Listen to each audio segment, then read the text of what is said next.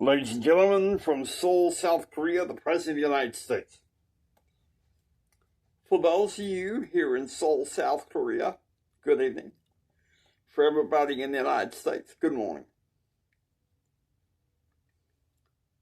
Today I have come to announce my agenda for this leg of my trip.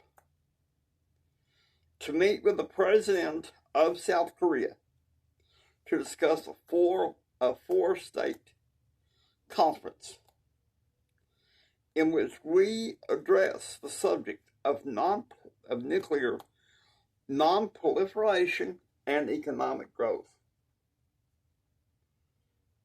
It is high time we do this, putting aside the politics of the Cold War, putting aside the barriers that have grounded us here in decades and for decades. It's my hope in my foreign policy trip that we can treat each other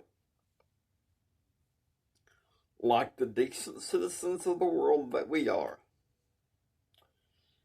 I'm open to 5 questions.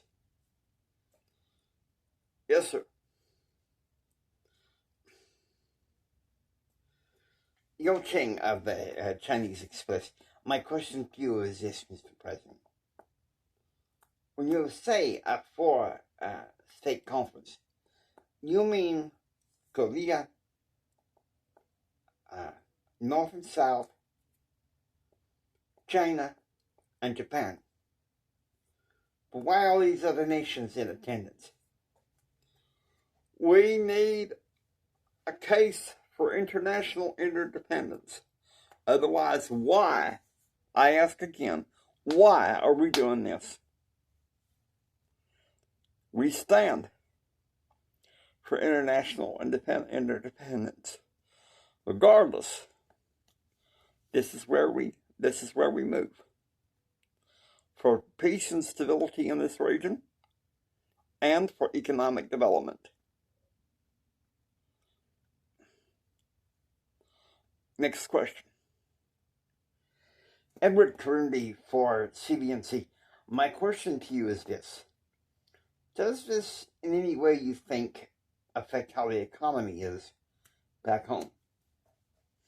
If both parties can get past their pathetic quest for political conquest and pot shots, we can move forward. But that's not what I'm here for. What I'm here for is to set a global precedent that the U.S. and other nations can share a piece of the economic pie in peace and prosperity, but with nuclear non-proliferation. It's not that difficult to ask.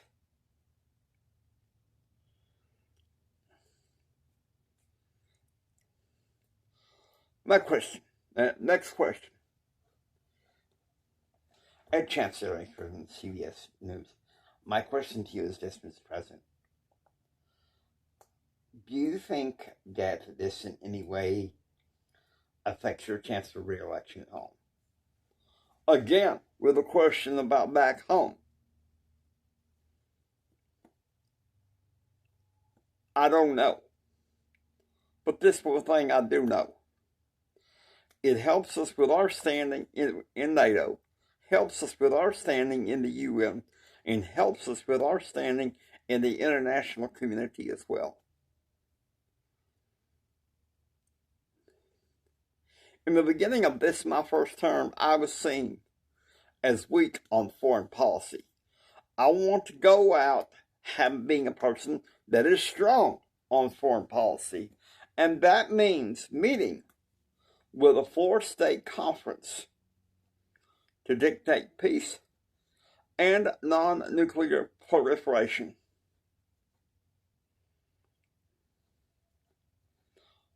Next question.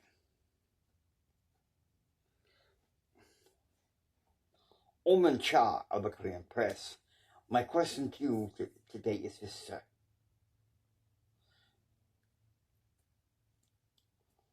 Does this have anything to do with any of your past business interests at home? And how can we, in Asia, benefit from the United States? First of all, I have no business interests at home. If you're referring to Whitewater, nothing has developed yet. If you're referring to how these nations here can benefit, the United States can offer something at the global table if in turn the nations represented here and the international community can offer each other a slice of the pie, working together. The United States is going to give more to the International Monetary Fund to help Korea and Japan and India develop to be the nations they're meant to be. Next question. Esther Cansfield from CVNC Society page. Is it true that your lawyers are currently drafting amicus brief to the Supreme Court asking for them not to hear Paula Jones's case until after you left office? That I won't confirm or deny. Did you sexually harass her? Let me say this one last time before we end this conference. I did not sexually harass Paula Jones, and I did not ask anybody to lie. These allegations are false. And now I go back to work for the American people. Thank you.